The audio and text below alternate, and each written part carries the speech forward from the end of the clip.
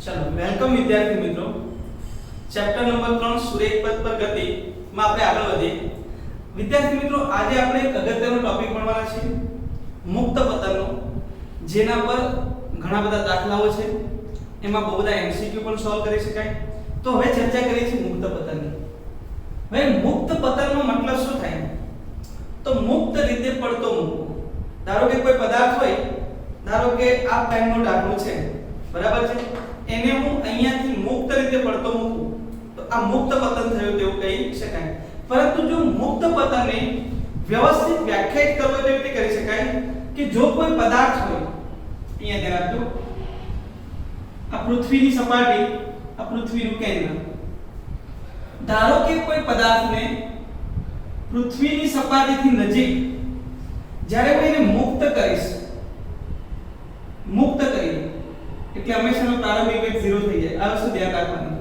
જ્યારે કોઈ પદાર્થને પૃથ્વીની સપાટીની ખૂબ જ નજીક રહીને તેને મુક્ત કરવામાં આવે ત્યારે તે પદાર્થ હંમેશા ગુરુત્વીય બળને કારણે પૃથ્વી તરફ આકર્ષાય છે એક્ચ્યુઅલી પૃથ્વીના કેન્દ્ર તરફ આકર્ષાય સમજણ પડી કે જ્યારે હું પૃથ્વીની સપાટીની તદ્દન નજીક રહીને કોઈ પદાર્થને મુક્ત કરવામાં આવે ત્યારે તે પદાર્થ હંમેશા પૃથ્વીના કેન્દ્ર તરફ આકર્ષાય છે કેમ કે તેના ઉપર ગુરુત્વાકર્ષણ બળ લાગે હવે પદાર્થ ઉપર બળ લાગે છે એટલે એની ઉપર પ્રવેગ ઉદ્ભવે શું ઉદ્ભવે પ્રવેગ તો આ પદાર્થની અંદર આ ગુરુત્વીય બળને કારણે જે પ્રવેગ ઉદ્ભવે છે પદાર્થ ઉપર આ ગુરુત્વીય બળને કારણે જે પ્રવેગ ઉદ્ભવે છે તેને ગુરુત્વીય પ્રવેગ કહેવામાં આવે જેને ગુરુત્વ પ્રવેગ કહેવાય ગુરુત્વ પ્રવેગ જેને g વડે દર્શાવવામાં આવે ક્લિયર છે વિદ્યાર્થી મિત્રો તો ગુરુત્વાકર્ષણ બળને કારણે પદાર્થની અંદર ઉદ્ભવતા પ્રવેગને ગુરુત્વીય પ્રવેગ કહે છે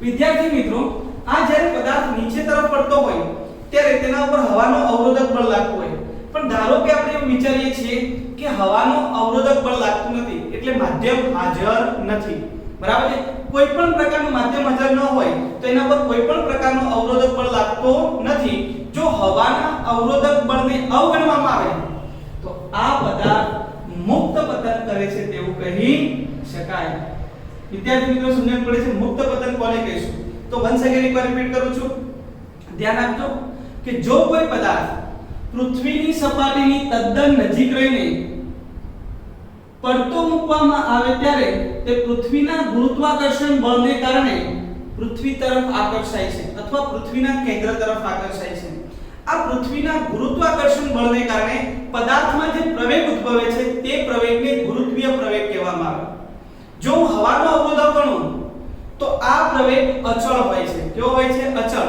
જેનું મૂલ્ય આપણને ખબર હોવી જોઈએ કે જો આ ઊંચાઈ જે છે તે પૃથ્વીની ત્રિજ્યા કરતાં ખૂબ જ ઓછી હોય તો ગુરુત્વ પ્રવેગનું મૂલ્ય અચળ હોય છે જે આપણું કેટલું હોય 9.8 મીટર પ્રતિ સેકન્ડ સ્ક્વેર સમજણ પડી પૃથ્વીની સપાટીની નજીક એટલે પૃથ્વીની ત્રિજ્યાની સરખામણીમાં આ અંતર ખૂબ જ ઓછું હોય પૃથ્વીની ત્રિજ્યાની સરખામણીમાં આ અંતર ખૂબ જ ઓછું હોય તો આ ગુરુત્વીય પ્રવેગનું મૂલ્ય અચળ મળે જેનું મૂલ્ય છે 9.8 મીટર પ્રતિ સેકન્ડ સ્ક્વેર માટે આને અચળ પ્રવેગી ગતિ કહેવાય મુક્ત પતન એક અચળ પ્રવેગી ગતિનું એક ઉદાહરણ છે વિદ્યાર્થી મિત્રો સમજણ પડી તો અહીંયા અચળ પ્રવેગી ગતિના સમીકરણો વાપરી શકાય ક્લિયર છે તો આ વાત થઈ ગઈ મુક્ત પતન એટલે શું હવે વિદ્યાર્થી મિત્રો જો મારે આ થિયરી લખવી હોય તો કેવી રીતે લખી શકાય તો હવે ધ્યાન રાખીશું તો કેવી રીતે લખીશું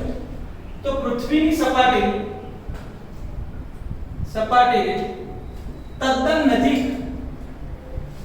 તદ્દન નજીક કોઈ પદાર્થને પડતો મૂકતા તે પૃથ્વીના કેન્દ્ર તરફ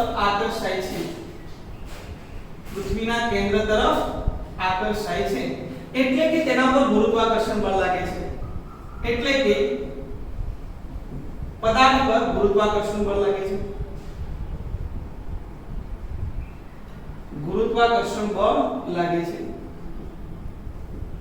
તો પદાર્થ પર લાગતા ગુરુત્વાકર્ષણ બળને કારણે જે પ્રવેગ ઉદ્ભવે તેને ગુરુત્વીય પ્રવેગ કહે છે તો ગુરુત્વાકર્ષણ બળ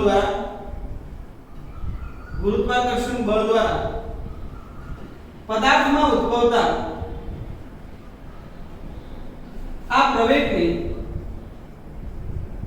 ગુરુત્વીય પ્રવેગ કહે છે અથવા ગુરુત્વ પ્રવેગ કહે છે, જેને g વડે દર્શાવાય છે, ક્લિયર છે વિદ્યાર્થી મિત્રો? જેને આપણે શેના વડે દર્શાવીએ? g વડે. જો હવાનો અવરોધ અવગણવામાં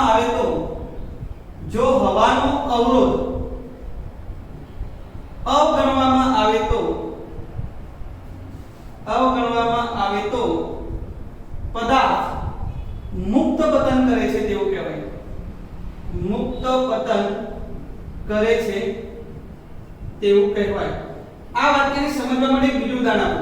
ધારો કે કાગળનો ટુકડો રાખો, બરાબર છે? કાગળનો ટુકડો રાખો તો કાગળનો ટુકડો જે છે તે બહુ ધીમે ધીમે નીચે પડે, બરાબર છે? તો ધીમે ધીમે નીચે કેમ પડે? તો જ્યારે કાગળનો ટુકડો નીચે પડતો હોય ત્યારે હવા જે નીચે તરફ હવા છે, ત્યાં પદાર્થ નીચે તરફ ગતિ કરતો હોય ત્યારે આ નીચે રહેલી હવા જે છે એના ઉપર તરફ અવરોધક બળ લગાડે. કોના ઉપર? તો કાગળના ટુકડા ઉપર. આને કહેવામાં આવે અવરોધક બળ, જે પોતાની ગતિને શું કરે છે? પદાર્થની ગતિને અવરોધે છે. જો હું હવાના અવરોધે અવગણી નાખું તો પદાર્થ સીધો જ ક્યાં પડશે? નીચે તરફ પડશે. આ પદાર્થ મુક્ત પતન કરે છે તેવું કહી શકાય. ક્લિયર છે વિદ્યાર્થી મિત્રો? હવે તમે વિચારો કે જો પૃથ્વીની સપાટીની તદ્દન નજીક રહેલો પદાર્થ હોય, જો પદાર્થની ઊંચાઈ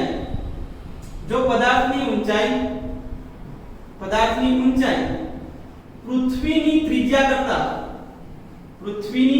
કરતા ખૂબ જ ઓછી હોય, તો g બરાબર 9.8 મીટર સ્ક્વેર જેટલો મળે, જે અચળ છે. કેવું છે વિદ્યાર્થી મિત્રો? અચળ છે. એટલે પૃથ્વીની ત્રિજ્યાની ખૂબ જ નજીક. ધારો કે પૃથ્વીની સપાટીની ઉપર તમે 2 મીટર અંતરે જાઓ, 5 મીટર અંતરે જાઓ, 10 મીટર અંતરે જાઓ, 1 કિલોમીટર, 2 કિલોમીટર, કારણ કે પૃથ્વીની ત્રિજ્યા કેટલી છે? 6400 કિલોમીટર. તો વ્યવહારની અંદર જેટલી પણ ઘટનાઓ બને છે, સમજણ પડે. ધારો કે 10 માળની બિલ્ડિંગ હોય, 20 માળની બિલ્ડિંગ હોય કે 50 માળની બિલ્ડિંગ હોય, તો 50 માળની બિલ્ડિંગનું અંતર કેટલું? તો વધુમાં વધુ 100 મીટર, 200 મીટર, એનાથી વધારે આપણે અંતર લઈ શકતા નથી. વધુમાં વધુ ઊંચાઈ છે તે કોની છે? તો એવરેસ્ટની, બરાબર છે? એપ્રોક્સિમેટ 9000 મીટર એટલે 9 કિલોમીટર જેટલી છે. તો વિદ્યાર્થી મિત્રો પ્રશ્ન એ છે કે આપણે જે પણ વ્યવહારની અંદર બધી ગતિની ચર્ચા કરવાના છે, એ બધી જ ગતિની ચર્ચાઓ જે છે તે લગભગ h is very less than r માટે હોય છે, અને તે માટે g નું મૂલ્ય અચળ હોય છે 9.8 મીટર પ્રતિ સેકન્ડ સ્ક્વેર.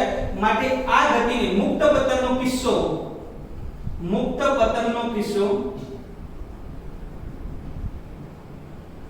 અચળ પ્રવેગી ગતિનું એક ઉદાહરણ છે. અચળ પ્રવેગી ગતિનું એક ઉદાહરણ છે. સમજણ પડી? તો આ જે વાત થઈ ગઈ તે અચળ પ્રવેગી ગતિની વાત થઈ. ક્લિયર છે વિદ્યાર્થી મિત્રો? તો જ્યારે હું મુક્ત પતનની અંદર ઇક્વેશન લખીશ ત્યારે કેવી રીતે લખીશ તે સમજો. અહીંયા મુક્ત પતન માટેના સમીકરણો એટલે અચળ પ્રવેગી ગતિના સમીકરણો થયા. કેમ કે આ કિસ્સો કયો છે? તો અચળ પ્રવેગી ગતિ. તમને યાદ હોવું જોઈએ અચળ પ્રવેગી ગતિના સમીકરણો કયા હતા? તો અચળ પ્રવેગી ગતિના સમીકરણો વિદ્યાર્થી મિત્રો યાદ કરો. v બરાબર v0 + at, v2 - v0² બરાબર 2ax, બરાબર છે? જ્યાં x એટલે સ્થાનાંતર. x બરાબર v0t + 1/2 at². વિદ્યાર્થી મિત્રો આપણી પાસે ત્રણ અચળ પ્રવેગી ગતિના સમીકરણો હતા. હવે જો આ જ સમીકરણોને મુક્ત પતન માટે લખું, કોના માટે? મુક્ત પતન માટે. તો મુક્ત પતન માટે જ્યારે લખતા હોય, ધારો કે અહીંયાથી પદાર્થ મુક્ત થાય છે અને નીચે તરફ પડે છે, તો ઉપર જે છે તેને આપણે ધન y દિશા લઈએ અને નીચે જે છે તે ઋણ y દિશા લઈએ, બરાબર છે? ઉપરની દિશાને ધન y દિશા, નીચેની દિશા જે છે એને ઋણ y દિશા લેવામાં આવે તો તમે સમજી શકો વિદ્યાર્થી મિત્રો, આ પદાર્થ નીચે તરફ પડે એટલે કે ધારો કે નીચે તરફ લઈએ તો અંતર જે છે d બરાબર કેટલું લઈશું? નીચે તરફ લઈએ છીએ તો -h લેવું. ધારો કે h જેટલું અંતર કાપી, પણ કઈ દિશામાં? તો નીચે. અહીંયાથી મુક્ત પતન કરે, અહીંયાથી. નીચે તરફ જાય છે તો અંદર કેવું માઈનસ, એનો પ્રારંભિક વેગ કેવો 0, એનો પ્રારંભિક વેગ કેવો છે 0 છે। વિદ્યાર્થી મિત્રો પ્રવેગ કેવો, તો પ્રવેગ પણ કઈ દિશામાં લાગશે, ગુરુત્વીય પ્રવેગ તો હંમેશા નીચે હોય, તો પ્રવેગ કેટલો થઈ ગયો -g મીટર પ્રતિ સેકન્ડ સ્ક્વેર। જો બધી કિંમતો આમાં મૂકીએ તો મુક્ત પતન માટે આપણે સમીકરણ કેવા બને, તો જુઓ પહેલું સમીકરણ v બરાબર v0 એટલે 0 - g, કેમ કે a બરાબર આવશે -g * t, તો સમીકરણ બની ગયું v બરાબર -gt। આ પહેલું સમીકરણ થઈ ગયું, ક્લિયર છે। હવે બીજા સમીકરણની વાત કરું તો આ તો v0 તો 0 છે, v² - 0 નો સ્ક્વેર બરાબર 2 - g, અને x એટલે અંતર કેટલું તો -h, તો આન્સર આવે 2gh, તો આના પરથી લખાય v બરાબર √2gh। આ આપણું સમીકરણ નંબર 2 થઈ ગયું। હવે ત્રીજું સમીકરણ લખીએ તો x બરાબર v0t એટલે v0 0 છે તો આ પદ 0 પ્લસ 1/2 -gt² એટલે -1/2gt², આ સમીકરણ નંબર 3। તો આ પહેલું, બીજું અને ત્રીજું એ અચળ પ્રવેગી ગતિના સમીકરણો છે, પણ મુક્ત પતન પામતા પદાર્થની વાત કરીએ ત્યારે। ક્લિયર છે વિદ્યાર્થી મિત્રો? તો આ વાત થઈ ગઈ એની અચળ પ્રવેગી ગતિ કરતા મુક્ત પતન કરતા પદાર્થની તથા આ એના સમીકરણની। અને હવે આપણે જોઈએ છે કે મુક્ત પતન કરતો કોઈ પદાર્થ હોય તો એના માટે x વિરુદ્ધ t ના આલેખ કેવા હોય, v વિરુદ્ધ t ના આલેખ કેવા હોય અને a વિરુદ્ધ t ના આલેખ કેવા હોય તેની ચર્ચા કરીએ। તો વિદ્યાર્થી મિત્રો હવે સમજીએ x વિરુદ્ધ t, v વિરુદ્ધ t અને a વિરુદ્ધ t। તો આપણે શરૂઆત કરીએ a વિરુદ્ધ t થી, પછી v વિરુદ્ધ t ની વાત કરીએ અને પછી x વિરુદ્ધ t ની ચર્ચા કરીએ। ચલો પહેલા પ્રવેગ વિરુદ્ધ સમયનો આલેખ જોઈએ। પ્રવેગ વિરુદ્ધ સમયનો આલેખ a વિરુદ્ધ t। વિદ્યાર્થી મિત્રો આ ચોથા ચરણમાં આપણે લઈએ છીએ, કેમ તો સમય તો હંમેશા ધન જ મળે, સમય ક્યારે ઋણ મળવાનો નથી, બરાબર છે। હા, અમુક કિસ્સાઓમાં આપણને સમય ઋણ મળશે, એ ક્યારે મળશે તેની ચર્ચા આપણે પછી કરીશું, પણ આપણે એવું માનીએ છીએ કે સમય અત્યારે હંમેશા ધન મળે। પ્રવેગ જે છે તે ગુરુત્વીય પ્રવેગ તો હંમેશા ડાઉનવર્ડ ડિરેક્શનમાં હોય, નીચે, એટલે હંમેશા કેવો મળવાનો ઋણ મળવાનો। તો હવે ધ્યાન આપીએ તો પ્રવેગ હંમેશા ઋણ મળવાનો, ક્લિયર છે। કેટલો, તો એનું મૂલ્ય આપણે હમણાં લખ્યું -9.8 બરાબર છે, a બરાબર લખીશું -g અને તેનું મૂલ્ય આવશે 9.8 મીટર પ્રતિ સેકન્ડ સ્ક્વેર। તો અહીંયા લખીએ 1 second, 2 second, 3 second, 4 second, 5 second, અહીંયા -5 -10 બરાબર છે મીટર પ્રતિ સેકન્ડ સ્ક્વેર। તો આપણું મૂલ્ય કેટલું મળે, તો -9.8 એટલે 10 ની લગભગ નજીક। અને એ 1 સેકન્ડે પણ એટલું, 2 સેકન્ડે પણ એટલું, 3 સેકન્ડે પણ એટલું, કેમ કે g નું મૂલ્ય કેવું છે, અચળ છે, અચળ પ્રવેગી ગતિ છે। પ્રવેગ કેવો રહેવાનો છે, સમય સાથે અચળ, માટે એનો આલેખ આપણને આવો જોવા મળે। તો આ વાત થઈ ગઈ a વિરુદ્ધ t ના આલેખ। ક્લિયર છે વિદ્યાર્થીઓ? g ને ઘણીવાર આપણે એપ્રોક્સિમેટ 10 પર લઈએ છીએ, એપ્રોક્સિમેટ 10 મીટર પર સેકન્ડ સ્ક્વેર, તો 10 ઉપર લખો તો બી ચાલે, પણ ઉપર આપણે દર્શાવવાનું કે અહીંયા a બરાબર આપણે -g અને g ની કિંમત આપણે કેટલી લીધી છે, 10 મીટર પ્રતિ સેકન્ડ સ્ક્વેર લીધેલી છે। ચલો વિદ્યાર્થી મિત્રો હવે હું v વિરુદ્ધ t નો આલેખ કરું, તો v અને t વચ્ચેનો સંબંધ આપણને ખબર હોવી જોઈએ, તો આપણે સરળતાથી મેળવી શકીએ। તો જો પહેલું સમીકરણ છે ને v અને t વચ્ચેનો સંબંધ છે, તો અમે v વિરુદ્ધ t નો આલેખ કરવો હોય તો v બરાબર -gt। બોલો આ તો અચળ છે, કેમ કે અચળ પ્રવેગી ગતિનું સમીકરણ છે। શું વિદ્યાર્થી મિત્રો v is proportional two t થયું? તો કે હા, પરંતુ તમે જોઈ શકો કે t ની કિંમત તો હંમેશા ધન મુકાય, તો v બરાબર -10t, જે ની કિંમત એપ્રોક્સિમેટ 10 લીધી। ચલો t બરાબર 1 મૂકો તો v બરાબર શું લખાય, -10, 2 મૂકો તો -20। એનો મતલબ એ થયો કે t ની કિંમત ધન હોય તો v ની કિંમત ઋણ બને, એટલે ફરી પાછો આપણો પ્રશ્ન ક્યાં આવ્યો, ચોથા ચરણની અંદર। તો હવે ચોથા ચરણની અંદર કેવી રીતે દર્શાવાય તો જોજો વિદ્યાર્થી, 1 2 3 4 5 10 20 30 40 આપણે જોઈ લીધું અહીંયા -10t એક સુરેખા મળે, કેમ કે v is proportional two t છે। બોલો t બરાબર 1 મૂકતા હતા ત્યારે આપણને v કેટલો મળતો, -10, હું 2 મૂકું તો કેટલો મળતો, -20, કેવી રીતે? તો v બરાબર -10t પરથી t બરાબર 1 તો -10, t બરાબર 2 તો -20, t બરાબર 3 -30. આ બધાને ભેગા કરી નાખો તો તમને એક સુરેખા મળે. એનો મતલબ એ થયો કે તમારો આલેખ જે છે v વિરુદ્ધ t નો મુક્ત પતન માટે ચોથા ચરણમાં આવો કંઈક જોવા મળે. વિદ્યાર્થી મિત્રો, હવે વાત થાય છે x વિરુદ્ધ t ના આલેખ. હવે x વિરુદ્ધ t નો આલેખ હું દોરું છું અને સમજાવું પણ છું. ચલો v વિરુદ્ધ t ના આલેખમાં આવો સમજણ પડી હશે. હવે x વિરુદ્ધ t નો આલેખ હું અહીંયા દોરું. x વિરુદ્ધ t નો આલેખ એ પણ ચોથા ચરણમાં દોરીશ, કેમ કે x અને t વચ્ચેનો સંબંધ એટલે આપણું સમીકરણ નંબર 3. તો જો x બરાબર લખાય -1/2 gt2 એપ્રોક્સિમેટ g બરાબર 10 લઈ લઈએ તો આને કહેવાય -5t2. એટલે આનો આપણે આલેખ દોરવાનો બરાબર છે. તો કેવો આલેખ આવે તે જોઈએ. 0 1 2 3 4 5 6 7 8. આપણે લાઈવ કિંમતો લઈને શોધી નાખીએ. 10 20 30 40 50 60 70 અને 80. આ બધા માઈનસ, કેમ કે તમે t ની કિંમત ધન મૂકવાના છો તો x તો તમને ઋણ જ મળવાનો છે. ચલો વિદ્યાર્થી મિત્રો, t બરાબર 1 મૂકો તો 1 સ્ક્વેર 1 * 5 એટલે -5 મળે. એટલે t ની કિંમત 1 હોય ત્યારે અહીંયા 5 મળે, એટલે અહીંયા તમે આવશે કિંમત બરાબર છે આની વચ્ચે એટલે 5. તો t બરાબર 1 મૂકો તો x બરાબર -5 મળે. t બરાબર 2 મૂકો તો 2 નો સ્ક્વેર 4 4 * 5 20 -20. તો 2 હોય t બરાબર 2 ત્યારે આ મળશે 20. ચલો 3 હોય ત્યારે 9 * 50 45. તો સીધી જ વાત આવે અહીંયા. તો 3 અહીંયા 45 એટલે અહીંયા આવશે બરાબર છે, અહીંયા આવશે. લાભ દીધું મળે તમને. હવે 5 મૂકું તો 4 મૂકીએ ત્યારે 3 અને 4 મૂકું તો 16 અને 5 80. એટલે 80 એટલે સીધું અહીંયા. આ બધાને જો જોડી દઉં તો વિદ્યાર્થી મિત્રો આવો કંઈક આલેખ સમજણ પડે. આવો કંઈક આલેખ આપણને જોવા મળે. તો આ જે આલેખ થઈ ગયો તે x વિરુદ્ધ t નો આલેખ છે. કોનો આલેખ છે? x વિરુદ્ધ t નો.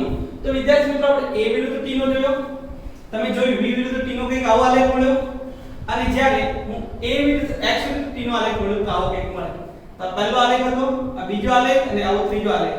આવા ત્રણ આલેખ આપણને મુક્ત પતનના કિસ્સામાં મળે. વિદ્યાર્થી મિત્રો, હવે જે હું સમજાવું છું તે ખૂબ જ અગત્યનું છે. કારણ શું? તો દાખલા ગણવા હોય ત્યારે મુક્ત પતનના કિસ્સામાં દાખલા ગણવાને એના માટે એના કરતા વધારે સંજ્ઞા પદ્ધતિ બહુ અગત્યની છે. જેમ કે તમે ઓપ્ટિક્સ ભણેલા, રે ઓપ્ટિક્સ બરાબર છે. પ્રતિબિંબ અહીંયા મળે 10મા ની અંદર. u ધન લેવાનું, u બરાબર છે, u ક્યારે ઋણ લેવાનું, v ક્યારે ધન લેવાનું, v ક્યારે ઋણ લેવાનું. તો આવું પણ તમને સંજ્ઞા પદ્ધતિ જે છે તે મુક્ત પતનની અંદર ખૂબ જ હેરાન કરશે. તો આ સંજ્ઞા પદ્ધતિ જે છે એને આપણે સરળતાથી યાદ કેવી રીતે રાખીએ તેની ચર્ચા કરીએ. ચલો વિદ્યાર્થીઓ, હવે સમજો. તો આપણે હું જેટલું કહું છું તેટલું છે ને તમારે કંઈ પણ વિચાર્યા વગર યાદ રાખી લેવું બરાબર છે.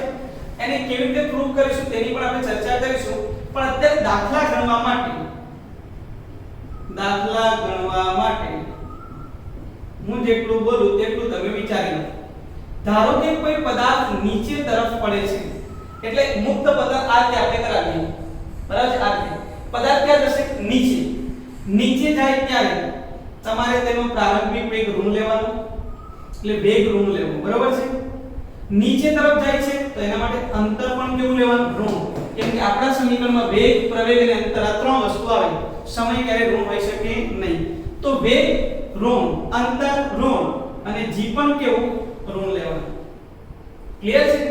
ચાલો, જો કોઈ પદાર્થ ઉપર તરફ જતો હોય તો એનો વેગ ધન લેવો, અંતર ધન લેવું, પણ g કેવું લેવાનું? માઈનસ લેવાનું.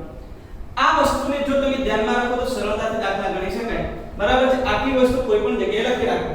આવું કેમ થાય છે તેની ચર્ચા જો કરવી હોય ડિટેલમાં તો તમે આવું કરી શકો. આમે કેવી રીતે લખ્યું છે તે તમને કહી દઉં કે આ આપણું ઉદ્ગમ બિંદુ છે 0.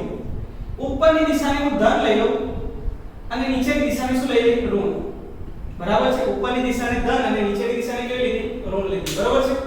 ચલો g હંમેશા ક્યાં આવે નીચે, એટલે g હંમેશા આપણે ઋણ લીધું, બરાબર છે। બીજી વસ્તુ અંતરની વાત કરો તો ઉપર જાવ તો અંતર ધન, નીચે જાવ તો ઋણ, ઉપર જાવ તો વેગ ધન, નીચે જાવ તો ઋણ, બસ સીધી વાત છે। તો ઉપરની દિશાને ધન અને નીચેની દિશાને કઈ લીધી ઋણ, તો મને આ જે મળ્યા ચિહ્નો તે સરળતાથી તમે મેળવી શકો। ખબર પડે છે વિદ્યાર્થી મિત્રો? તો આ વસ્તુને ખાસ ધ્યાન રાખો કે આ ચિહ્ન જે છે તમે આ રીતે મેળવ્યા છે, પરંતુ એટલી પણ ખબર ન પડે આ વસ્તુ યાદ રાખવાની, બરાબર છે। તો તમે સરળતાથી કામ તમારું કરી શકાય। ચલો વિદ્યાર્થી મિત્રો, આ ફક્ત દાખલા ગણવા માટે કે એમસીક્યુ ગણવા માટે તમે આનો ઉપયોગ કરી શકો। તો મુક્ત પતનની અંદર થિયરીનું કામ પૂરું। હવે મુક્ત પતનને અનુલક્ષીને જે દાખલાઓ છે તે આપણે દાખલાઓ ગણીએ છીએ, બરાબર છે। એટલે તમને આઈડિયા આવી જશે કે આપણે કેવી રીતે આગળ વધીશું। તો મુક્ત પતનની અંદર એક દાખલો છે, ઉદાહરણ નંબર 4। તો ઉદાહરણ નંબર 4 જે છે એને આપણે આ જ પદ્ધતિથી ગણીએ તો એકદમ સરળ દાખલો થઈ જશે। ક્લિયર છે વિદ્યાર્થી મિત્રો? ચાલો તો મુક્ત પતનની થિયરી અહીંયા કમ્પ્લીટ। હવે આપણે દાખલો ગણીશું નંબર 4, ઉદાહરણ નંબર 4। વિદ્યાર્થી મિત્રો બુકની અંદર હવે મારી સાથે સાથે રકમ જોજો। એક બહુમાળી મકાનના ટોચ પરથી એક દડાને શિરોલંબ ઉર્ધ્વ દિશામાં 20 મીટર પ્રતિ સેકન્ડની ઝડપથી ફેંકવામાં આવે છે। તો શું કરવાનું છે? બહુમાળી ટોચની મકાન, બરાબર છે, બહુમાળી જે મકાન છે એની ટોચ પરથી શું કરવાનું છે? એક પદાર્થને ઉપર તરફ આપણે ફેંકવાનું છે। કેટલા ઝડપથી? તો 20 મીટર પ્રતિ સેકન્ડની ઝડપથી। દડો જે બિંદુએથી ફેંકવામાં આવે છે તેની જમીનથી ઊંચાઈ 25 મીટર છે। દડો કેટલી ઊંચાઈએ પહોંચશે? દડો જમીનને અથડાય તે પહેલા કેટલો સમય લાગશે? g બરાબર 10 લેવાનું કહ્યું છે, બરાબર છે। ચાલો હવે ધ્યાન આપજો। તો ઉદાહરણ નંબર 4 ની ચર્ચા કરીએ છીએ। ઉદાહરણ નંબર 4। ચાલો એક બહુમાળી મકાન, આ બહુમાળી મકાન દોરેલું, આ જમીન છે। આ બહુમાળી મકાનની ઊંચાઈ તમને આપી દીધી છે 25 મીટર, બરાબર છે। અહીંયાથી એક પદાર્થને આપણે ઉપર તરફ ફેંકવાનો, કેટલા વેગથી ફેંકવાનો છે? તો 20 મીટર પ્રતિ સેકન્ડના વેગથી। અને આ જે છે તે ઉપર જશે અને ઉપરથી આમ નીચે તરફ પાછો ફરશે। ક્લિયર છે? તો આ રીતે તમારે પ્રશ્ન એવો પૂછે છે દડો જે છે તે કેટલી ઊંચાઈ પહોંચે। તો વિદ્યાર્થી મિત્રો અહીંયાથી વાત કરું તો ધ્યાન આપજો, અહીંયાથી ધારો કે ઉપર જાય છે, ઉપર જતા અહીંયા મહત્તમ ઊંચાઈ ગયો। વિદ્યાર્થી મિત્રો કોઈ પણ પદાર્થની મહત્તમ ઊંચાઈ વેગ કેવો છે? જાણો કે ઉપર તરફ ફેંકીએ તો ઉપર તરફ ધીમે ધીમે વેગ કેવો થતો હોય? 0, અને પછી એની દિશા શું થઈ ગઈ? બદલાઈ ગઈ। તો પદાર્થનો મહત્તમ ઊંચાઈએ હંમેશા તેનો વેગ 0 હોય, એટલે અહીંયા આવીને એનો વેગ 0 થઈ ગયો, મહત્તમ ઊંચાઈએ વેગ 0। ક્લિયર છે? તો ચલો પ્રારંભમાં કેટલા વેગથી ગતિ કરતો હતો? તો 20 મીટર પ્રતિ સેકન્ડ। તો આ આપણે ઊંચાઈ શોધવાની છે, બરાબર છે। ધારો કે પહેલો ક્વેશ્ચન સોલ્વ કરી છે। ધારો કે દડો, બરાબર છે, બહુમાળી મકાનની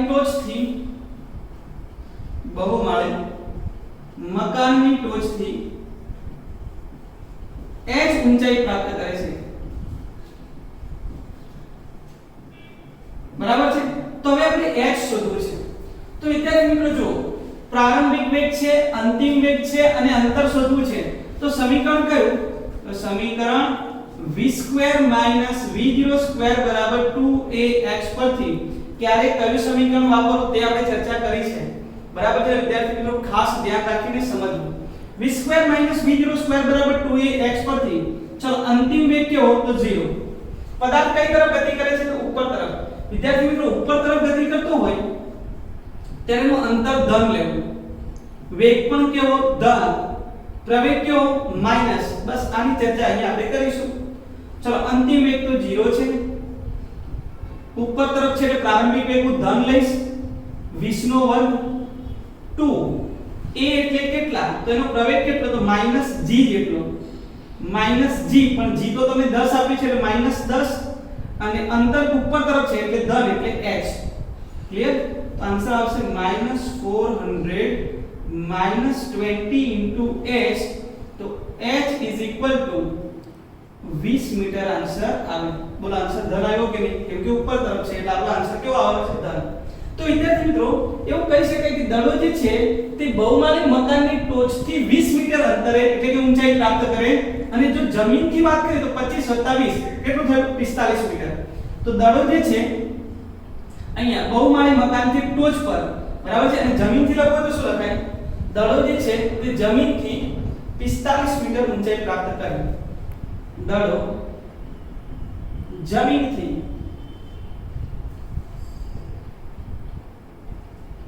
20 + 25 બરાબર 45 મીટર ઊંચાઈ પ્રાપ્ત કરે.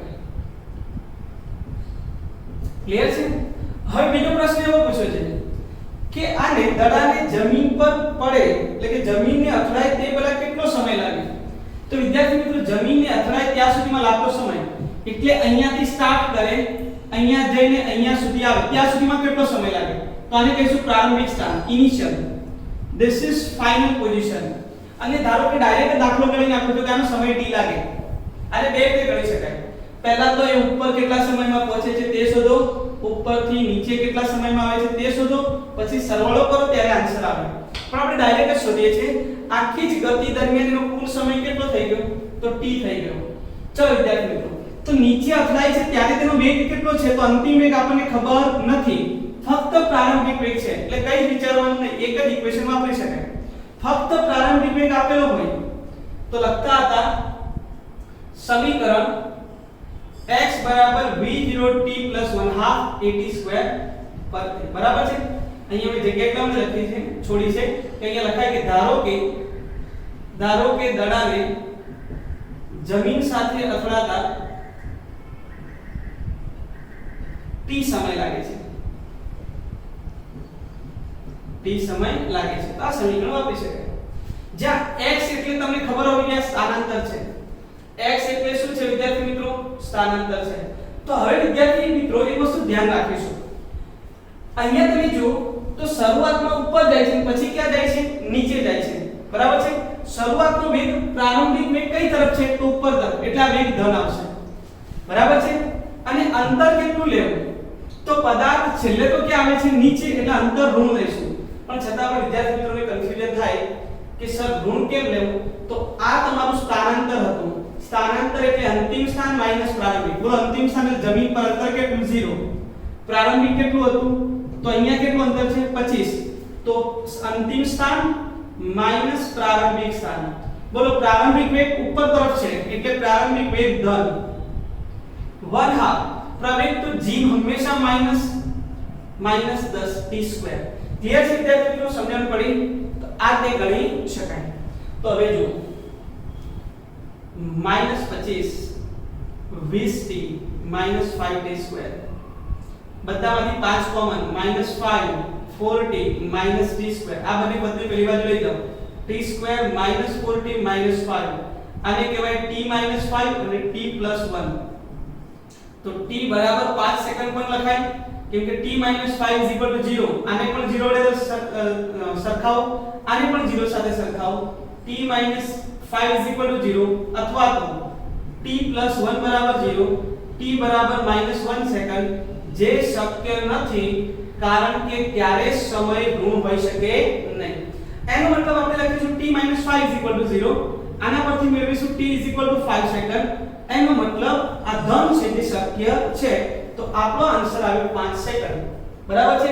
એટલે કે પદાર્થને અહીંયાથી અહીંયા સુધી પહોંચતા લાગતો સમય કેટલો મળે? 5 સેકન્ડનો મળે. ક્લિયર છે વિદ્યાર્થી મિત્રો? તો આ વાત થઈ ગઈ આપણા ઉદાહરણ 4 ની. આ જ રીતે બીજો એક મુક્ત પદાનો દાખલો છે જેને પણ આપણે હમણાં કરીશું. એક છે સ્વાધ્યાયનો 10મો દાખલો. તો વિદ્યાર્થી મિત્રો હવે આપણે સ્વાધ્યાયના દાખલા નંબર 10 તરફ જઈશું.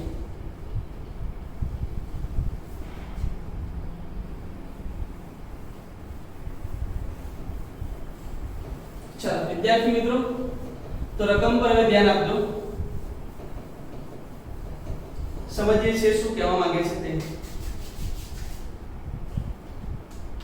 કે કોઈ એક ખેલાડી 29.4 મીટર પ્રતિ સેકન્ડની પ્રારંભિક ઝડપથી એક દડાને ઉર્ધ્વ દિશામાં ફેંકે છે. આપણે ગણી રહ્યા છીએ સ્વાધ્યાયનો દાખલા નંબર 10. બરાબર છે. કોઈ એક ખેલાડી 29.4 મીટર પ્રતિ સેકન્ડની પ્રારંભિક ઝડપથી એક દડાને ઉર્ધ્વ દિશા, ઉર્ધ્વ એટલે ઉપર તરફ ફેંકી રહ્યો છે. દડાની ઉર્ધ્વ દિશાની ગતિ દરમિયાન પ્રવેગની દિશા કઈ હશે? વિદ્યાર્થી મિત્રો, જ્યારે હું દડાને ઉપર તરફ ફેંકું, પહેલો ક્વેશ્ચન છે, દડાની ઉર્ધ્વ દિશાની ગતિ દરમિયાન પ્રવેગની દિશા કઈ હશે? તો ચલો, આ દડો ઉપર તરફ જાય છે, તો આ દડા ઉપર કયો પ્રવેગ લાગતો હશે? તો ગુરુત્વ પ્રવેગ. તો ગુરુત્વ પ્રવેગ કઈ દિશામાં હોય? તો ગુરુત્વ પ્રવેગ તો હંમેશા નીચે તરફ, પૃથ્વીના કેન્દ્ર તરફ. એનો મતલબ પ્રવેગ જે છે દડો ઉપર તરફ જાય છે, પરંતુ તેના પર લાગતો ગુરુત્વ પ્રવેગ જે છે તે અધો દિશામાં મળે. કઈ દિશામાં? અધો દિશામાં. તો આન્સર આવી ગયો. પ્રવેગની દિશા કઈ? તો અધો દિશા. ક્લિયર છે? તો જ્યારે આપણે આન્સર લખતા હોય ત્યારે આખું લખવું પડે કે જ્યારે દડાને ઉપર તરફ ફેંકવામાં આવે ત્યારે તે દડા પર ગુરુત્વીય પ્રવેગ પૃથ્વીના કેન્દ્ર તરફ એટલે કે અધો દિશામાં લાગે છે. તમે આવું વાક્ય લખી શકો. બીજો ક્વેશ્ચન છે કે તેની ગતિના મહત્તમ ઊંચાઈવાળા બિંદુએ દડાનો વેગ અને પ્રવેગ કેટલો હશે? તો વિદ્યાર્થી મિત્રો, બીજો પ્રશ્ન કે આ દડાને હું ઉપર તરફ ફેંકું તો ધીમે ધીમે વેગ ઘટતો જાય અને મહત્તમ ઊંચાઈ પહોંચે ત્યારે વેગ કેટલો થઈ જાય? 0. સમજણ પડી? મહત્તમ ઊંચાઈએ પહોંચે ત્યારે તેનો વેગ 0 થાય છે, પરંતુ અહીંયા તો એના ઉપર બળ તો લાગે જ છે, એટલે તો પદાર્થ નીચે આવશે. એટલે કે જ્યારે વેગ 0 થાય ત્યારે એની પાસે પ્રવેગ 0 હોતો નથી. વિદ્યાર્થી મિત્રો, એક વસ્તુ ખાલી વિચારો પ્રેક્ટિકલી કે મહત્તમ ઊંચાઈ વેગ 0 થઈ ગયો, પ્રવેગ પણ 0 થઈ ગયો, તો પ્રવેગ 0 એનો મતલબ કે એના પર બળ લાગે નહીં, અને બળ ન લાગે તો પદાર્થ સ્થિર હોય તો સ્થિર રહે, અને ગતિમાન હોય તો ગતિમાન રહે. તો પદાર્થ સ્થિર થઈ જાય એટલે પાછો આવશે નહીં. પાછો કેમ આવે છે? એના પર ગુરુત્વાકર્ષણ બળ લાગે છે. ગુરુત્વાકર્ષણ બળ લાગે એટલે એના પર પ્રવેગ ઉદ્ભવે. એનો મતલબ કે મહત્તમ ઊંચાઈ વેગ 0 હોય, પ્રવેગ 0 ન હોય તો કેટલો હોય? તો g જેટલો.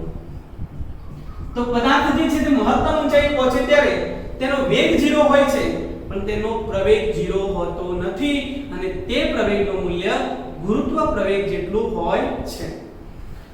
ત્રીજો પ્રશ્ન પૂછ્યો છે કે દડાની મહત્તમ ઊંચાઈવાળા બિંદુએ સ્થાન x બરાબર 0 મીટર અને t બરાબર 0 સેકન્ડ તથા શિરોલંબ નીચે તરફની દિશાને x અક્ષની ધન દિશા તરીકે પસંદ કરો. આ પસંદગીના સંદર્ભમાં કણની ઉર્ધ્વ દિશાની ગતિ અને અધો દિશાની ગતિ માટે સ્થાન, વેગ અને પ્રવેગના ચિહ્નો જણાવો. બહુ સરસ ક્વેશ્ચન પૂછ્યો. વિદ્યાર્થી મિત્રો, આ વસ્તુ ધ્યાન રાખીશું અને સમજીશું, પણ વ્યવસ્થિત સમજીશું. કે દડો છે એને ઉપર તરફ ફેંકીએ ને મહત્તમ ઊંચાઈ આવી ગયો, એટલે અહીંયા વેગ 0 અને પ્રવેગ a બરાબર g જેટલો થાય. આ જે મહત્તમ ઊંચાઈ છે એને જ આપણે x બરાબર 0 લઈ લઈએ. બરાબર છે? અહીંયાથી આપણે ફેંકવાનું છે. એનો મતલબ આ પથ્થર છે અથવા તો દડો છે તે અહીંયા સુધી જ જશે, આના ઉપર તો જવાનો નથી, કેમ કે મહત્તમ ઊંચાઈ આવી ગઈ. ક્લિયર છે? એટલે તેના કરતા ઉપર જવાનો નથી. તો ઉપર જઈને આ પદાર્થ એટલે કે આ દડો ઉપર જઈને પછી આ રીતે નીચે પાછો આવશે. તો ઉર્ધ્વ દિશાની ગતિ માટે અને અધો દિશાની ગતિ માટે તમારે વેગ, પ્રવેગ અને સ્થાન એટલે કે ઊંચાઈ ના ચિહ્ન નક્કી કરવાના છે. તો સ્થાન, વેગ અને પ્રવેગ, સ્થાન, વેગ અને પ્રવેગ આના ચિહ્ન નક્કી કરીશું. આ ઉર્ધ્વ દિશા માટે છે, આ અધો દિશા માટે છે, અને નીચે તરફની દિશાને x અક્ષની ધન દિશા પસંદ કરો. આ નીચે તરફની દિશા લઈએ એટલે અહીંયાથી આમ નીચે, તો આ નીચેની દિશા જે છે એને ધન તરીકે લેવાની. ચલો વિદ્યાર્થી મિત્રો, આપણે ધન તરફ લઈએ છીએ. હવે પહેલો વાત કરીએ છીએ ઉર્ધ્વ દિશા માટે. તો ચલો, આ ઉપર તરફ જાય છે, ઉપર તરફ. વિદ્યાર્થી મિત્રો, સમજવા જેવો પ્રશ્ન છે. નીચેની દિશા ધન છે, આ ઉપર તરફ જાય છે, તો આનું સ્થાન કયું આવશે? પ્લસ કે માઈનસ? તો તમે જોઈ શકો છો કે આમ તો તમે જોવા જો તો x નીચે તરફ છે, આ ઉપર તરફ જાય છે, તો સ્થાન ઋણ આવવું જોઈએ. વિદ્યાર્થી મિત્રો, સ્થાન ધન આવશે. કેમ? તો સમજો. આનો આન્સર આવશે ધન. કેમ? તો વધુમાં વધુ કોઈ પણ ઊંચાઈએ જાય, ધારો કે આ 100 મીટર છે, અહીંયા 100 મીટર, તો એ જવાનું તો 0 મીટર સુધી જ છે. તો 100 99 98 બરાબર છે. 98 પછી 97 96 95 94 93 91 90 89 આ રીતે તમે આગળ વધ્યા કરો તો ક્યાં સુધી જશો? તો 0 સુધી. અને બધી જ કિંમતો તમને ધન મળશે. એક પણ કિંમત ઋણ નહીં મળે, કેમ કે ઋણ તો અહીંયાથી ચાલુ થાય અને ત્યાં સુધી તો પદાર્થ જવાનો નથી. પદાર્થ ઉપર તરફ જાય છે છતાં પણ તે મળવાનો કેવો છે? ધન. સ્થાન જે છે તે કેવો મળશે? ધન મળશે. બીજી વાત કરી વેગ. ચલો વિદ્યાર્થીઓ, ઉપર તરફ પદાર્થ જાય તો અહીંયા જે વેગ હોય અને અહીંયા વેગ 0 છે, એનો મતલબ સતત વેગમાં શું થાય છે? ઘટાડો. એટલે વેગનું ચિહ્ન કેવું મળે? ઋણ મળે. બરાબર છે. હવે વિચાર કરો વિદ્યાર્થી મિત્રો, પ્રવેગ કઈ દિશામાં? તો ગુરુત્વ પ્રવેગ તો હંમેશા નીચે તરફ, અને નીચેની દિશાને આપણે ધન લીધી છે, એટલે પ્રવેગ હંમેશા ધન. ક્લિયર છે? તો ઉપર વેગ ઋણ થયો. સ્થાન ધન કેમ મળે તે પણ ચર્ચાયું. પ્રવેગ ધન કેમ મળે તેની પણ આપણે ચર્ચા કરી. હવે અહીંયા વાત કરીએ. ચાલ નીચે તરફની વાત છે, તો નીચે તો બધું જ ધન આવવું જોઈએ. બરાબર છે? કેમ કે અહીંયાથી મુક્ત પતન તો વેગ તો હંમેશા વધવાનું છે. સ્થાન પણ પોઝિટિવ મળવાનું, પ્રવેગ પણ નીચે તરફ એટલે એ પણ પોઝિટિવ. તો બધા ચિહ્નો નક્કી થઈ ગયા. This is our answer. Very simple. આ આપણી પાસે સી ઓપ્શન જે છે તેનો આન્સર હતો. હવે ડી ઓપ્શન ની અંદર શું આપ્યું છે તે પણ ચર્ચા કરીએ. દડો કેટલી મહત્તમ ઊંચાઈએ પહોંચશે? આપણે મહત્તમ ઊંચાઈ શોધવાની છે અને તે કેટલા સમય બાદ ખેલાડીના હાથમાં પાછો આવશે. તે મહત્તમ ઊંચાઈ કેટલી પ્રાપ્ત કરે તે પણ જોઈ લઈએ. ડી ઓપ્શન ની વાત કરીએ. ચાલો વિદ્યાર્થી મિત્રો, હવે ધ્યાન આપીએ. દડાને આપણે કેટલા વેગથી ફેંકીએ છીએ? બોલો, કેટલા પ્રારંભિક વેગથી ઉપર તરફ ફેંકવો છે? તો 29.4 મીટર પ્રતિ સેકન્ડ જેટલા વેગથી ઉપર તરફ આપણે ફેંકીએ છીએ. તો ધારો કે દડો, પહેલો ક્વેશ્ચન આમાં ડી ઓપ્શનમાં પહેલો ક્વેશ્ચન છે. ધારો કે દડો h જેટલી મહત્તમ ઊંચાઈ પ્રાપ્ત કરે છે. h જેટલી મહત્તમ ઊંચાઈ પ્રાપ્ત કરે છે. ભાઈ h જેટલી મહત્તમ ઊંચાઈનો વેગ કેવો થઈ જવો જોઈએ? 0. અને આ ઊંચાઈ કેટલી પ્રાપ્ત કરી? h. પ્રારંભિક વેગ છે, અંતિમ વેગ છે, અંતર છે. વિદ્યાર્થી મિત્રો, કયું સમીકરણ વાપરીશું? તો v² v02 બરાબર શું લખાય? 2ax વાળું સમીકરણ.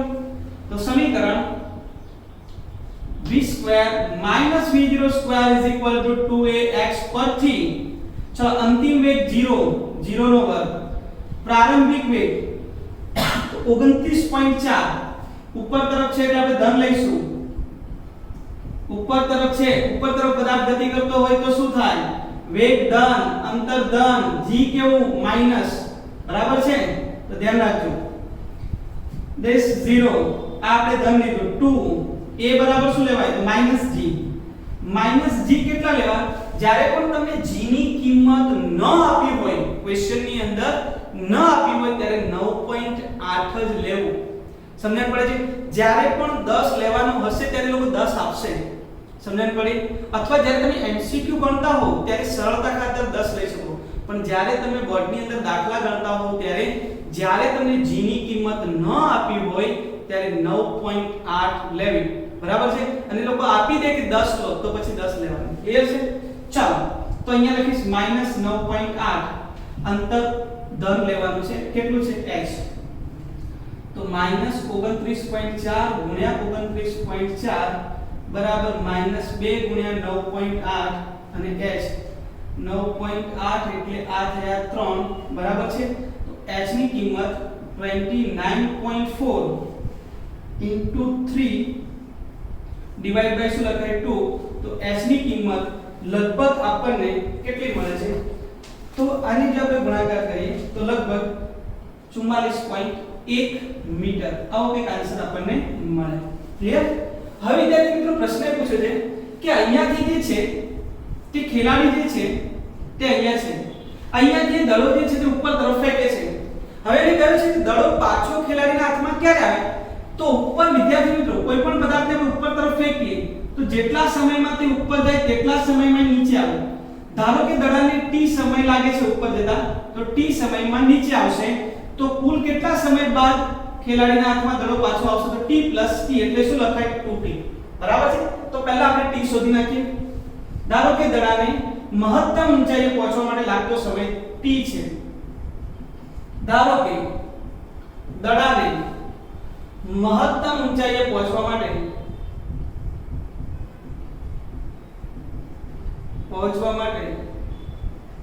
લાગતો સમય t છે. હવે ઘરે બેઠા બેઠા કેલ્ક્યુલેશન કરજો આ રીતે કે દડાને ફેંકવાનો આટલા વેગથી શું પાછો એટલા સમયમાં આવે છે? નહીં આવે, કેમ કે અહીંયા હવાના અવરોધને અવગણ્યો છે. વાસ્તવિકની અંદર હંમેશા અવરોધ લાગતો હોય છે. આ બધી આદર્શ પરિસ્થિતિની ચર્ચા કરવામાં આવે છે, બરાબર છે. એ બાને મેં તમને યાદ કરાવ્યું કે અહીંયા આપણે હવાના અવરોધને અવગણેલો છે. ધારો કે દડાને મહત્તમ ઊંચાઈએ પહોંચવા માટે લાગતો કેટલો સમય છે? t. ચલો તો પ્રારંભિક વેગ ખબર છે, અંતિમ વેગ ખબર છે, સમય શોધવું છે. સમીકરણ કયું વાપરીએ? પહેલું સમીકરણ v v0 at પરથી સૌથી સરળ સમીકરણ છે. અંતિમ વેગ 0, પ્રારંભિક વેગ 29.4, કેમ કે ઉપર તરફ વેગ ધન, પ્રવેગ તો હંમેશા minus. 29.4 t 9.8 t is equal to 29.4 by 9.8 means t is equal to 3 second. એનો મતલબ પદાર્થને ઉપર તરફ જતા કેટલો સમય લાગે? 3 સેકન્ડ. તો નીચે આવતા પણ કેટલો સમય લાગે? 3 સેકન્ડ. એટલે દડો જે છે તે 6 સેકન્ડ બાદ 3 + 3 6 સેકન્ડ બાદ ખેલાડીના હાથમાં પાછો આવશે. તો દડો 6 સેકન્ડ બાદ ખેલાડીના હાથમાં પાછો ફરે. બરાબર છે. આના ઉપર અંડરલાઈન કરી દેવાની, કેમ કે આન્સર આપણો આ છે. ટાઈમ ક્લિયર છે? તો 6 સેકન્ડ આપણો આન્સર આવે. તો વિદ્યાર્થી મિત્રો, આ જે દાખલાઓની ચર્ચા કરી તે દાખલાઓ મુક્ત પતનના હતા. હવે વિદ્યાર્થી મિત્રો, આપણે એક બીજો દાખલો લઈએ જે મુક્ત પતન પર આધારિત છે. તે આપણો ઉદાહરણ નંબર 6. ચાલો તો હવે વિદ્યાર્થી મિત્રો ચર્ચા કરીએ છીએ ઉદાહરણ નંબર 6 ની.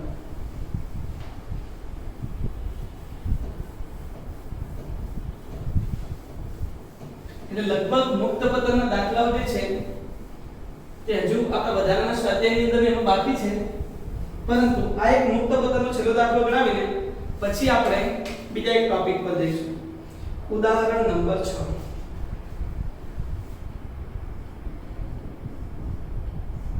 આ ઉદાહરણ નંબર 6 દાખલો છે. એનું લખાણ કેવી રીતે લખવું તે બહુ સમજવા જેવું છે. તો વિદ્યાર્થી મિત્રો ધ્યાન આપીએ ક્વેશ્ચન પર. ગેલિલિયોનો એકી અંકનો નિયમ કે સ્થિર સ્થિતિમાંથી મુક્ત પતન પામતા પદાર્થ દ્વારા સમયગાળામાં ચોક્કસ સમયગાળામાં કપાયેલા અંતરો એકબીજાના એવા ગુણોત્તરમાં હશે જે ગુણોત્તર 1 થી શરૂ થતી એકી સંખ્યા માટે હોય. એટલે કે 1:3 એટલે 1 3 5 7 etc. આપણે તેમ સાબિત કરવાનું છે. સમજણ પડી? ફરી પાછું બોલું છું. ગેલિલિયોનો એકી અંકનો નિયમ શું કહે છે કે ચોક્કસ સમયગાળામાં કપાયેલા અંતરો જે છે તેનો જો હું ગુણોત્તર લઉં તો મને કેવો મળે? 1:3:5:7:9:11 એટલે બધી જ એકી સંખ્યાની અંદર મળે. તો ચાલો વિદ્યાર્થી મિત્રો, મુક્ત પતન પામતા પદાર્થના ચોક્કસ સમયગાળામાં કપાયેલા અંતરો આપણે શોધીએ. તો મુક્ત પતન પામતા પદાર્થ માટે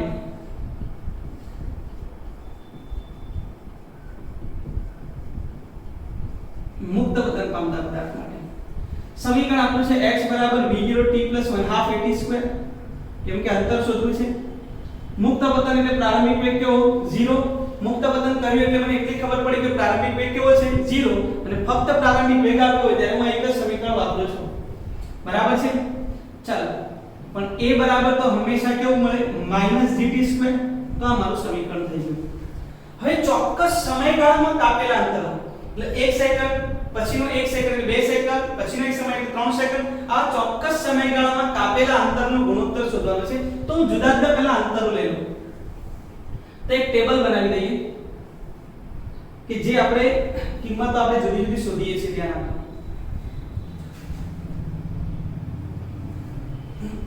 આ સમય, ચલો પહેલો સમય આપણે લઈએ કેપિટલ T, પછી 2t, પછીનો સમય લઈશું 3t, પછીનો સમય લઈશું 4t, પછીનો સમય લઈશું 5t, બરાબર છે, અને પછી તમે 6t પણ લઈ શકો. તો આ t સમયની અંદર મેં કેટલું અંતર કાપ્યું તે શોધવાનું y.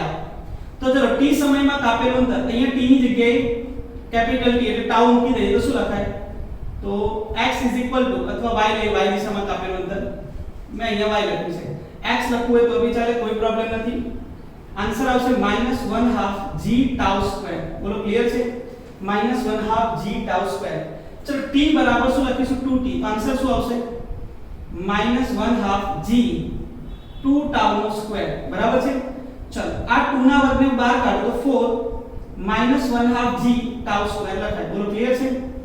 2 નો સ્ક્વેર કેટલો થયો? 4. એ જ રીતે હવે આગળ વધીએ 1/2 g 3 tau નો સ્ક્વેર. તો 3 નો સ્ક્વેર એટલે 9 -1/2 g tau સ્ક્વેર. ક્લિયર છે? આગળ વધીએ -1/2 g 4 tau નો સ્ક્વેર. 4 એટલે 16 -1/2 g tau square. -1/2 g 5 tau નો સ્ક્વેર એટલે લખાય 25 -1/2 g tau સ્ક્વેર. આ બધા -1/2 g tau સ્ક્વેર બરાબર આપણે કોઈ એક સંખ્યા ધારી લઈએ y0, where y0 is equal to -1/2 g tau square. Clear છે વિદ્યાર્થી મિત્રો? તો અહીંયા લખી શકાય y0, અહીંયા લખી શકાય 4y0, અહીંયા લખી શકાય 9y0, અહીંયા લખી શકાય 16y0, અહીંયા લખી શકાય 25y0. વિદ્યાર્થી મિત્રો અહીંયા શરૂઆત tau થી કરી. જો તમે 0 સેકન્ડ થી શરૂઆત કરો તો બી ચાલે. જો 0 સેકન્ડ થી શરૂઆત કરીશ તો t ની કિંમત 0, તો આની કિંમત કેટલી આવે? 0. બરાબર છે? 0 થી tau, 0 થી 2 tau, 0 થી 3 tau, 0 થી પણ શરૂઆત કરી શકાય. હવે શું કર્યું? ચોક્કસ સમયગાળા દરમિયાન કાપેલા અંતર જે છે એનો ગુણોત્તર. તો આ તો 0 છે, તો પહેલા સમયગાળા દરમિયાન 0 થી tau સુધી કેટલું અંતર કાપ્યું? તો y0 - 0 એટલે y0. બરાબર છે? ચોક્કસ સમયગાળામાં કાપેલું અંતર. ચલો હવે આ સમયગાળામાં કેટલું અંતર કાપ્યું? tau થી જો 0 થી tau લો તો સમયગાળો કેટલો થાય? તો tau જેટલો. tau કેટલા સમયગાળો? બોલો tau થી 2 tau, તો અભી સમયગાળો તો tau છે. તો આ ચોક્કસ સમયગાળો થયો. તો આમાં કેટલું અંતર કાપ્યું? તો 3y0. ચલો 2 tau થી 3 tau, તો પણ tau જેટલો સમયગાળો. તો આ સમયગાળામાં કેટલું અંતર કાપ્યું? તો 9y0 - 4y0, તો 5y0 થયું. ચલો 3 tau થી 4 tau, તો પણ tau જેટલો સમયગાળો. તો આમાં કેટલું અંતર કાપ્યું? 7y0. આમાં કેટલું અંતર કાપ્યું? તો 9y0. અને તો ચોક્કસ સમય tau સમયગાળામાં પદાર્થે કાપેલ અંતર બોલો મળે છે વિદ્યાર્થી મિત્રો? y0, 3y0, 5y0, 7y0 અને 9y0. જ્યારે ગુણોત્તર લેવામાં આવે તો y0, 3y0, 5y0, 7y0 અને 9y0. આવો આપણને એકી અંકનો નિયમ આપણને સૌપ્રથમ ગેલિલિયો નામના વૈજ્ઞાનિકે આપ્યો. વિદ્યાર્થી મિત્રો આઈ હોપ સમજણ પડતી હશે. એવું કહે છે ચોક્કસ સમયગાળામાં કાપેલા અંતરો એકી અંકનો નિયમ 1, 3, 5, 7, 9, 11 આવા મળવા જોઈએ. તો અહીંયા વિદ્યાર્થી મિત્રો આપણો દાખલો કમ્પ્લીટ થયો. તો આ વાત થઈ ગઈ ઉદાહરણ નંબર 6 ની. તો અહીંયા આપણે મુક્ત પતનનો થિયરી પણ જોઈ અને મુક્ત પતનની અંદર દાખલા કેવી રીતે ગણી શકાય તેની પણ ચર્ચા કરી વિદ્યાર્થી મિત્રો. તો હવે પછીના દાખલાની અંદર અથવા તો હવે પછીના સેશનની અંદર આપણે એ જોઈશું કે બાકીની જે થિયરી છે કે સરેરાશ વેગ છે, બરાબર છે, પ્રતિક્રિયા સમય છે, સ્ટોપિંગ ડિસ્ટન્સ છે, આપણે તેની ચર્ચા કરીશું. અને ઘણા બધા દાખલાઓ એવા છે કે જે અચળ પ્રવેગી ગતિના સમીકરણો દ્વારા પણ સોલ્વ થાય છે અને સરેરાશ વેગના કન્સેપ્ટ દ્વારા બી સોલ્વ થાય છે વિદ્યાર્થી મિત્રો. તો જે દાખલાઓ બાકી છે તેને આપણે અચળ પ્રવેગી ગતિના સમીકરણો કરતા જો સરેરાશ વેગના કન્સેપ્ટ દ્વારા સોલ્વ કરીએ તો એ સરળતાથી કરી શકાય. એટલે આપણે પહેલા સમજીશું સરેરાશ વેગ અને પછી તે કન્સેપ્ટનો ઉપયોગ કરીને આપણે બાકીના દાખલાઓ સોલ્વ કરીશું. તો વિદ્યાર્થી મિત્રો હવે આપણે મળીશું નેક્સ્ટ સેશનની અંદર. Thank you.